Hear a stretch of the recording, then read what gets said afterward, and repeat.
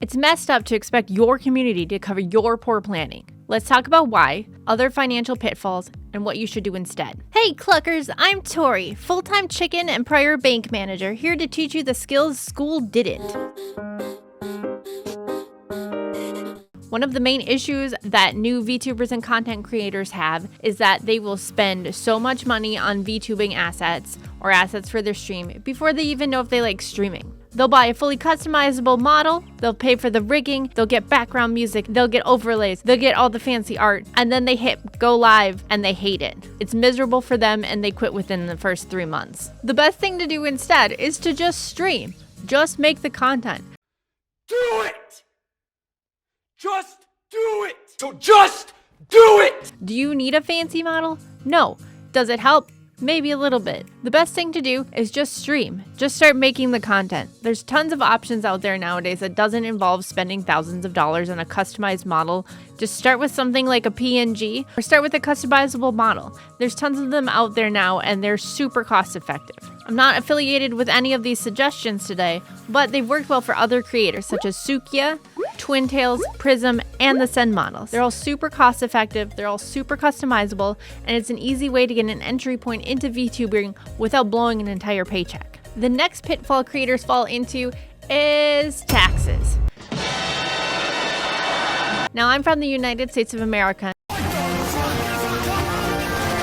and I can only talk about the United States of America. But in the US, self-employment tax must be paid on net earnings at $400 or more annually. A lot of VTubers make that amount. Do they pay taxes on that? They should. Self-employment tax for the US is 15.3% of your earnings. So the safest thing to do, and what I personally do, is take 20% of your monthly earnings and put them in a high interest savings account. I personally use the Capital One 360 savings. It's got a 3.30% interest rate, and nowadays that's an insanely good interest rate. You can find some that have a higher interest rate, but my suggestion would be before you put your money anywhere, make sure you do some research on the bank and where you're putting it. It's your money. Be responsible with it. I would also suggest putting it someplace you don't look regularly, someplace that's maybe not your normal bank, because it's easy to see that wad of money sitting there and go, oh, I'll just use it now and put it back. But then you never do. So put it someplace where you can forget about it, except for that monthly transfer to get that 20%. The bright side of doing this is that at the end of the year, if you have to pay taxes, boom, you have that money there without having to freak out and ask your community to help fund your tax bill. Or if you don't have to pay taxes, boom, you have a little extra cash now to get you that model or update or art you wanted. Nice. The next pitfall is people using debt to cover their VTubing costs. VTubing can be an extremely expensive hobby, and a lot of people think that credit cards or credit lines are the way to go.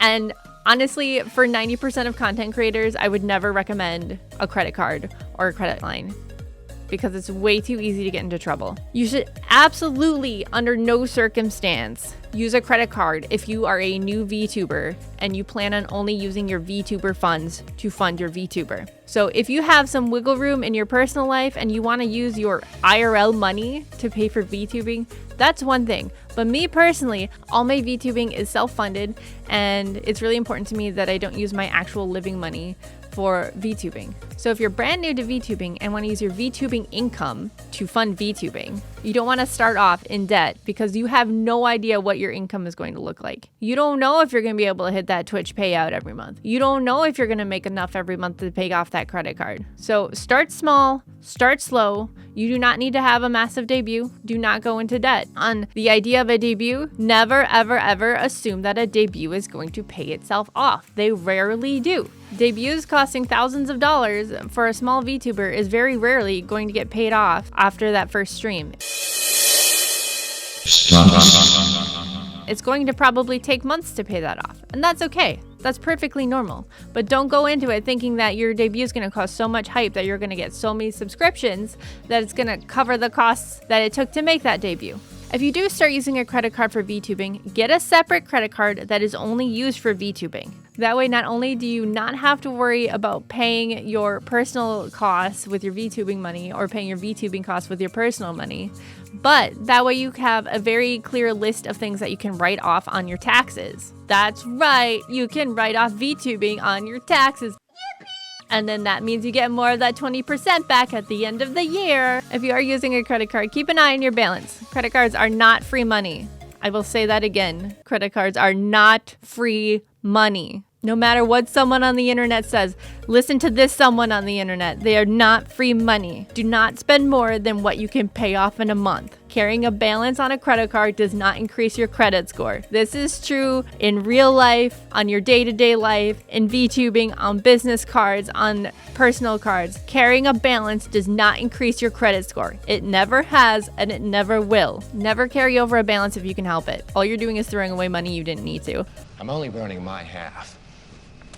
The last pitfall of the VTuber or content creator when it comes to their finances is treating it like a salary and then begging their community when that salary falls short. Streaming and content creation is not a stable income. If you need it for your income for life, you need to plan accordingly, and you need to separate your funds properly, and you need to understand how much your bills are going to be per month and how much you need in an emergency fund. If you cannot fill an emergency fund, then you should not be buying VTuber models. And you should not be asking your community to fill in the gap because you didn't plan accordingly. I've seen so many VTubers on Twitter who are planning on a very big debut and they're going out of their way to spend a bunch of money and they think that this is finally going to be their time. And then a big real life bill hits and all of a sudden they're scrambling and they're posting and they're begging their communities, please send money to my Venmo because I can't afford the rigging and the heating bill. No. You put the rigging on hold.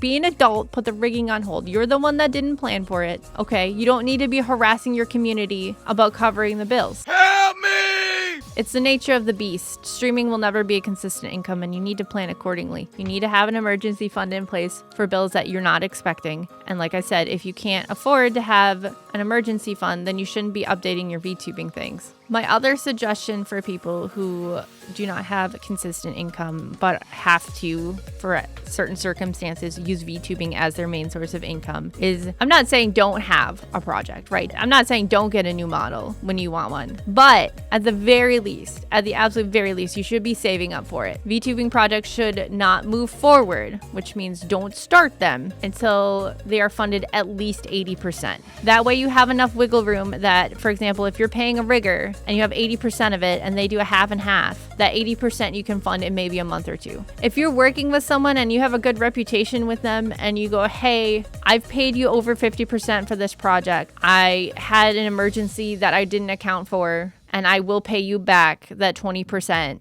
in a month or two. And you can hold the project until I pay that. Most people will be fine with that. Most people. As long as your reputation is solid because you've been responsible with your money, you've been professional in your relationship with people you're working with, most people will be fine with that. It's messed up to expect or hope that your community will cover your poor planning. And it is poor planning.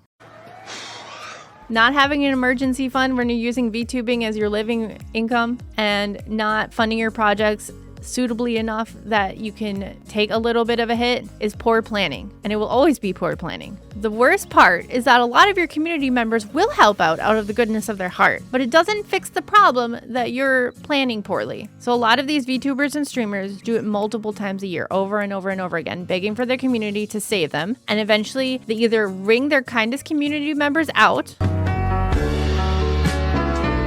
or they lose their community completely because the human beings surrounding them realize that they've only been asking them for money with nothing in return. It's a hard pill to swallow, but it's an important one to notice. You should not be begging your community on a regular basis for money.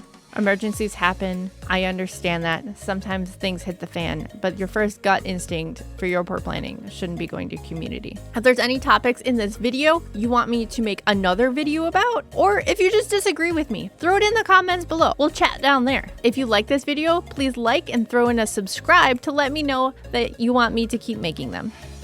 Okay, I'm walking away from the feet and it dropped down to 36. How many foot people were in here? How many were foot people?